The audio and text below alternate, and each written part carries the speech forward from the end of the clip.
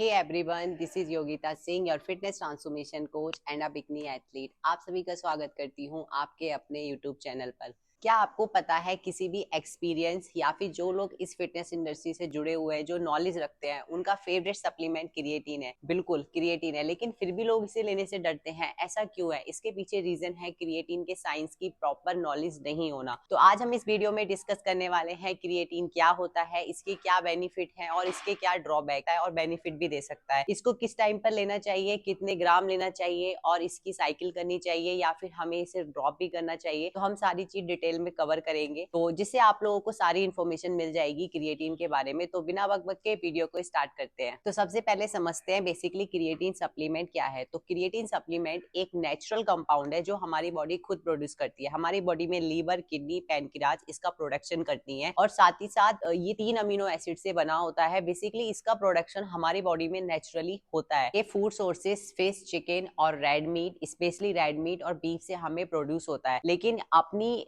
Specific quantity को complete करने के लिए हम अलग से क्रिएटिन सप्लीमेंट का यूज करते हैं, जिससे ड्यूरिंग वर्कआउट हमारी परफॉर्मेंस, हमारी एनर्जी काफी इंप्रूव हो सके। अब हम बात करते हैं कि हमें कौन सा क्रिएटिन लेना चाहिए। देखिए मैं आपको बताती हूँ, मार्केट में बहुत सारे फॉर्म प्रेजेंट हैं क्रिएटिन के, जैसे क्रिएटिन हाइड्रोक्लोराइड, क्रिएटिन मोनोहाइड्रेट और भी बहुत सारे हैं। लेकिन मैं पर्सनली जब मैंने अपना प्रोफेशनली और as a competitive career start किया था, तब से मैं क्रिएटिन मोनोहाइड्रेट यूज कर रही हूँ। उसके पीछे रीजन क्या है? क्योंकि क्रिएटिन एक मोस्ट रिलायबल फॉर्म है क्रिएटिन की, और सबसे ज्यादा अच्छी चीज ये है कि ये कॉस्ट इफेक्टिव है, आप इसे इजिली परचेस कर सकते हो। रिसर्च में ये भी बताया गया है कि हमारे मसल में क्रिएटिन के लेवल को क्रिएटिन मोनोहाइड्रेट बहुत तेजी से इंप्रूव करता है कंपेयर देन अदर क्रिएटिन। अब हम बात करते हैं कि हम सभी लोगों ने जगह जगह से सुना है कि क्रिएटिन लेने से ड्यूरिंग वर्कआउट आपका बहुत अच्छा वर्कआउट होगा, आपकी परफॉर्मेंस इनहेंस हो जाएगी। तो इसमें ऐसा क्या प्रोसेस होता है हमारी बॉडी के अंदर कि सिर्फ एक 5 या 3 ग्राम क्रिएटिन लेने से इतना अच्छा हमें रिजल्ट मिलता है? तो चलो इस चीज के बारे में डिटेल से जानते हैं, क्योंकि डिटेल में जानना हमें बहुत जरूरी है किसी भी चीज को स्टार्ट करने से पहले। जब भी हम वर्कआउट करते हैं, स्पेशली हम हाई इंटेंसिटी ट्रेनिंग करते हैं। हाई इंटेंसिटी ट्रेनिंग का मतलब है अगर आप वेट लिफ्टिंग करते हैं, आप स्प्रिंट करते हैं, आप रनिंग करते हैं एक लंबे टाइम तक, तब आपकी बॉडी एनर्जी का यूज करती है और उस एनर्जी का यूज वो एटीपी के नाम के मॉलिक्यूल से करती है। एटीपी का मतलब क्या है? अब आप बोलोगे कि यहाँ मैं क्रिएटिन से एटीपी पहुंच गई। एटीपी का मतलब होता है एडिनोसाइन ट्राइफॉस्फेट। जब भी हम वर्कआउट करते हैं तब हमारी बॉडी एटीपी का यूज करती है और उसे डिवाइड करती है एडीपी एंड एनर्जी। जो एनर्जी हमें एटीपी के ब्रेकडाउन में मिलती है, वही एनर्जी हम एक एक्स्ट्रा रैप के लिए यूज करते हैं। अब क्रिएटिन क्या फायदा करता है? जब भी आप क्रिएटिन लेते हो तो क्रिएटिन आपकी बॉडी में जाके क्रिएट करता है, बेसिकली प्रोडक्शन करता है क्रिएटिन फॉस्फेट का। जब आप एटीपी का ब्रेकडाउन होता है हमारी बॉडी में, तो हमारे एटीपी में एक फॉस्फेट की कमी होती है, तो क्रिएटिन बेसिकली अपने एक फॉस्फेट ग्रुप को अलग करके उससे जो एनर्जी रिलीज होती है, वो एनर्जी का यूज करता है एटीपी के रीजनरेशन में। तो इसका मतलब क्रिएटिन और एटीपी एक दूसरे से इंटरकनेक्टेड है फॉर द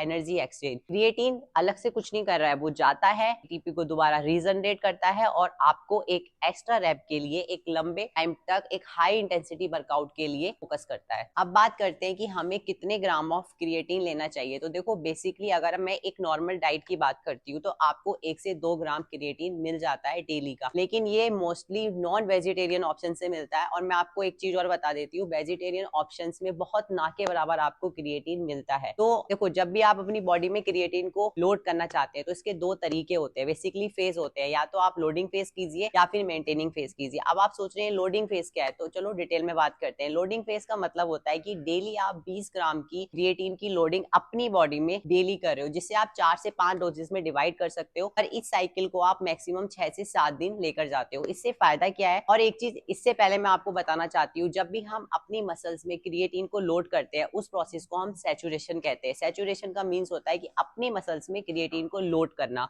लोडिंग फेज का फायदा यह है कि आप बहुत तेजी से अपने मसल्स में सैचुरेशन कर पाएंगे क्रिएटिन के लेवल का, जिससे ड्यूरिंग वर्कआउट आपकी परफॉर्मेंस बहुत अच्छी होगी। बात करते हैं मेंटेनिंग फेज में। जो लोग लोडिंग फेज करते हैं, काफी सारे लोग हैं जो मेंटेनिंग फेज से स्टार्ट करते हैं, तो it depend person to person. Maintaining phase में हम 2 से 3 ग्राम या फिर 3 से 5 ग्राम हम डेली का क्रिएटिन का हम अपनी बॉडी में बाहर से लेते हैं, सप्लीमेंट लेते हैं। इसमें ये होता है कि आपको धीरे धीरे आपकी मसल्स में सैचुरेशन होता है क्रिएटिन का। लोडिंग फेज की तरह नहीं है कि आप बहुत तेजी से अपनी मसल्स में क्रिएटिन को पुश कर पाएंगे, नहीं, इसमें आप धीरे धीरे अपने मसल्स में क्रिएटिन को लोड करते हैं। वो इसमें एक चीज ये भी आती है कि मेंटेनिंग और लोडिंग फेज दोनों के फायदे भी हैं और कहीं ना कहीं थोड़े बहुत नुकसान। चलो इसके बारे में बात करते। तो लोडिंग फेज में देखो, इसका फायदा ये है कि आप बहुत तेजी से अपने मसल में सैचुरेशन कर पाएंगे क्रिएटिन का, जिससे क्या होगा, it leads to a better performance during workout. आपकी स्ट्रेंथ अच्छी होगी, आपका एनर्जी लेवल अच्छा होगा, आप एक एक्स्ट्रा रैप इजिली निकाल पाएंगे। लेकिन इसका एक ड्रॉबैक है, हालांकि ये सबके लिए अप्लाई नहीं होता है, कुछ लोग इस चीज को एक्सपीरियंस करते हैं, कुछ लोग नहीं करते हैं। ब्लोटिंग और डाइजेस्टिव डिस्कम्फर्ट ड्यूरिंग वर्कआउट उन्हें काफी हैवी फील होता है। उसके पीछे रीजन है, आप बहुत तेजी से क्रिएटिन को अपने बॉडी में लोड कर रहे हो। अगर हम बात करते हैं मेंटेनिंग फेज की, तो मेंटेनिंग फेज में ये होता है कि आप अपने धीरे धीरे अपने मसल्स में सैचुरेशन स्टार्ट करते हो क्रिएटिन का। तो इसमें क्या है, आपके जो डिस्कम्फर्ट है उसके चांसेस बहुत कम हो जाते हैं। और अगर